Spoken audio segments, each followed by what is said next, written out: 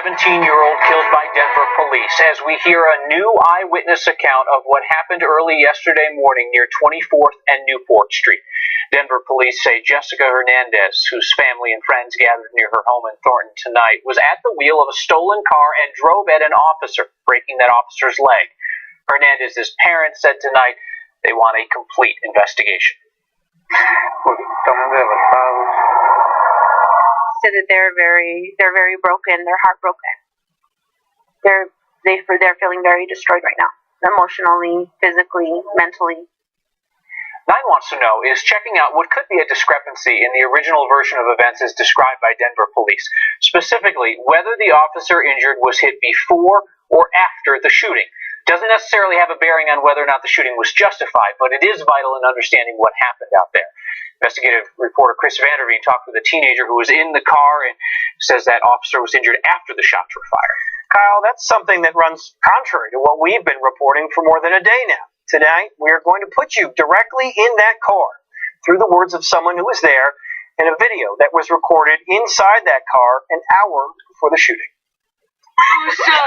Jessica Hernandez didn't know it at the time, but these moments in the back of what police say was a stolen car would eventually represent the final moments of her life. More cops came from the back, speeding, and they turned on their lights. And Jessie tried to drive away, and then they shot the window. Jessie's friend, also a teenager, saw everything, and she too was in the car. She wants to remain anonymous for now. When the cops walked up, they were on the side of her, and they shot the window, and they shot her. That's when she wrecked, and that's when the cop got hit. You can see where the car ended up, next to that fence. That's where she says the officer was pinned. She wasn't trying to run over cops or nothing.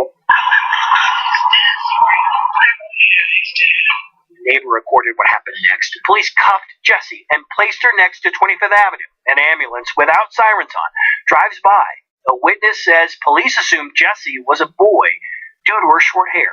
I was telling the police officers that's not even a guy, that's a girl that was shot. That's a girl. She too wants to remain anonymous for now. She didn't see the shooting, but says she definitely heard it. Hearing gunshots, hearing 4 shots fired, one right after another, consistently. DPD maintains its officers felt threatened by the moving car, threatened enough to shoot the teen driving it.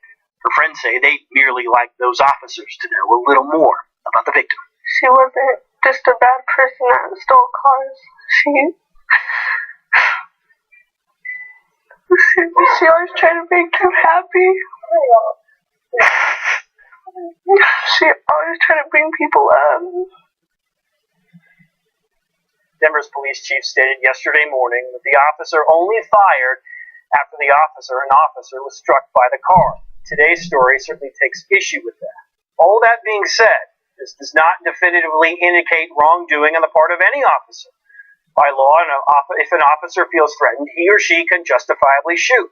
In this case, it's possible this latest version of events won't need to conflict with that. Because everybody here is looking for intent. What was everybody's intent? But as you point out, it's quite possible, if this girl's version of events holds up, that Hernandez, the driver, didn't have the intention to harm the officers, but the officers on scene may have perceived a threat. I think what it shows at the end of the day is that there's some more complexity to the story. We're still going to have to see how this all turns out in the end, but there's definitely a little bit more complexity, which is not unexpected in a shooting like this. All right, just at the very beginning of this. Chris, thank you.